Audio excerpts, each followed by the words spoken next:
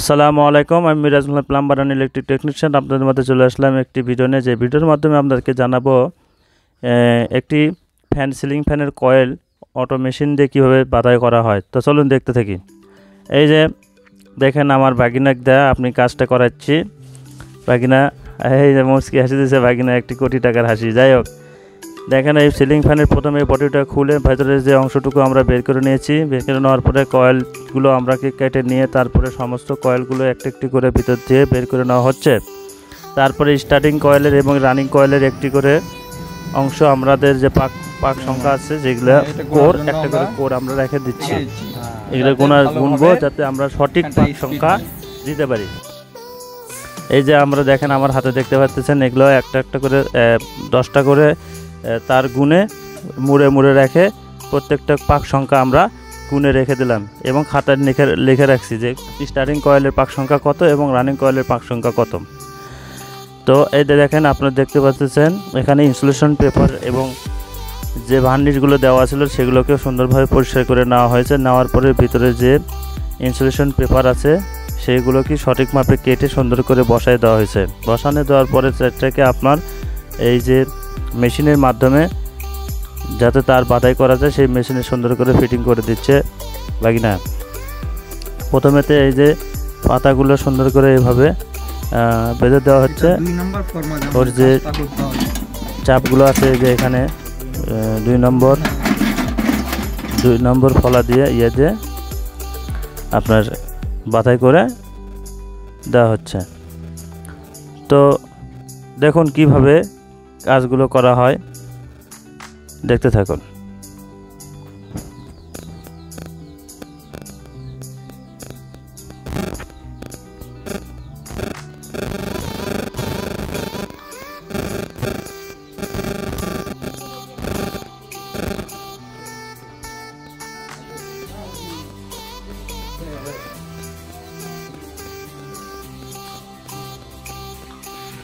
এখানে দেখতে পাচ্ছেন 200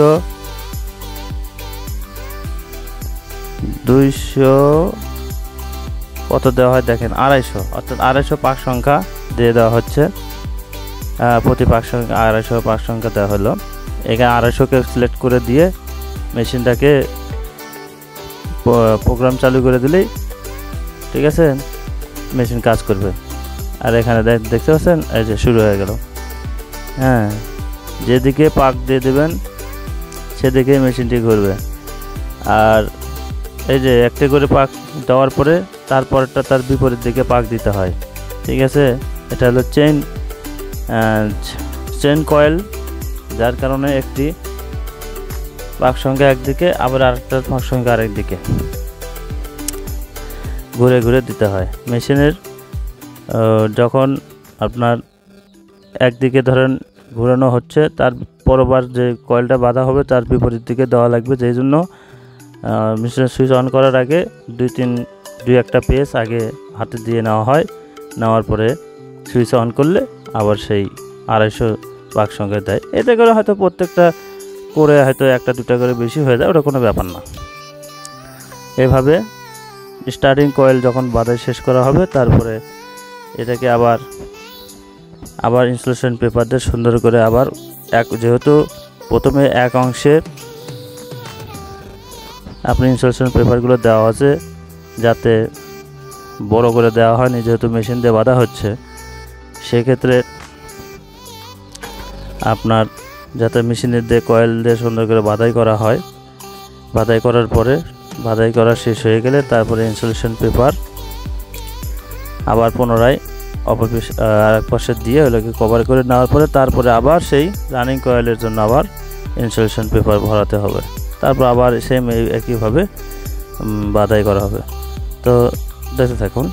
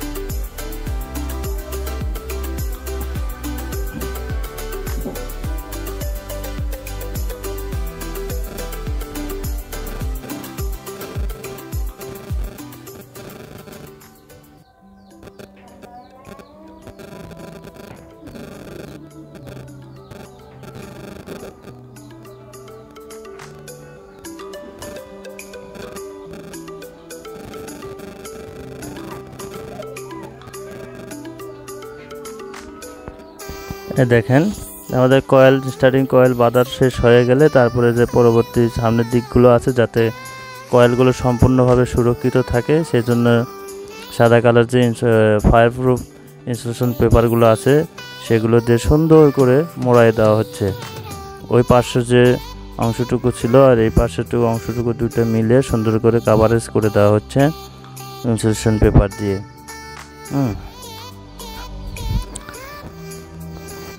দেখতে পাচ্ছেন আমাদের ওখানে যে স্টার্টিং কয়েলের ইনসুলেশন পেপার করা শেষ এবং রানিং কয়েলে এবার কয়েলগুলো সেমভাবে বাতাই করা হয়ে যাচ্ছে। দেখেন এখানে সুন্দর করে ওই একই নিয়মে পেঁচাগুলো পেঁচানো হয়ে গেছে। এখানে ভিডিও একটু টেনে দেওয়া হয়েছে যাতে দীর্ঘ না হয়, লম্বা না হয়। এই দেখেন আমাদের এখানেও এখন স্টার্টিং এবং রানিং, স্টার্টিং তো আগে শেষ হয়ে গেছে বাতাই করা, এখন আমাদের রানিং কয়েলটাও বাতাই করা শেষ, প্রায় শেষ। তারপরে একইভাবে ফায়ার প্রুফ ইনসুলেশন পেপার দিয়ে আমাদের এই যে ওই আগেরটার মতোই সুন্দর করে আবার এই ব্যাক সাইডে মুড়ে দিতে হবে। এরকম করে ইনসুলেশন পেপারটা ঢুকাই দিয়ে মুড়ে দিলে তাহলে দুই সাইড থেকেই পেপারের সমন্বয় হয়ে যাবে। হয়ে গেলে আমাদের কয়েলটুকু তারগুলো সুরক্ষিত থাকবে। সুন্দর করে দেওয়া হলো, ঠিক আছে। তবে একটা জিনিস খেয়াল রাখা লাগছে যে আমাদের যখন পাক সংখ্যা থাকে কয়েলের যে কোর আছে সেই কোরের থেকে বাইরের কোর অনুযায়ী কিন্তু আমাদের ইনসুলেশন পেপারের মাপ করতে হয়। সে নিয়ে অন্য একটা ভিডিও জানিয়ে দেবনি, যাতে সোজা কথা আগে কোম্পানি যেভাবে করে দিচ্ছে সেরকমই যাতে থাকে সেদিকে খেয়াল রাখতে হবে। কোর থেকে তারের উপর দিকে যে বাড়তি অংশ হাইট, রাউন্ডের যে হাইটটা সেটা কতটুকু আছে এবং আবার এই উপর দিকে নিচ দিকে দুই দিকে যেভাবে থাকে সেটা সেই খেয়ালভাবে দেখে সেই মাপে করতে হবে, তাহলে তারের পরিমাণটা থাকবে একই রকম থাকবে। দেখেন আমরা এখানে স্টার্টিং কয়েল এবং রানিং কয়েলের একটা করে তার দুটাকে একত্র করে আমরা একটি কমন তার কালো তার দিয়ে বের করে নিয়েছি। তারপরে আর একটা স্টার্টিং কয়েলের এবং একটা রানিং কয়েলের দুইটা লাল কালার, একটা স্টার্টিং কয়েলের একটা রানিং কয়েলের, আর একটা স্টার্টিং কয়েল একটা রানিং কয়েলের কমন করে নিয়ে এই যে কালো কালার দিয়ে কমন করে দিছি, ঠিক আছে। চারটের সঙ্গে চারটে তার বেরোয়, যে শুরু তার এবং শেষ তার থাকে। ধরেন স্টার্টিং কয়েলের শুরু তার এবং রানিং কয়েলের শুরু তার, কিংবা স্টার্টিং কয়েলের শেষ তার, রানিং কয়েলের শেষ তার, এই যে কোনো শুরু বা শেষের দুটো করে তার একত্র করে দিয়ে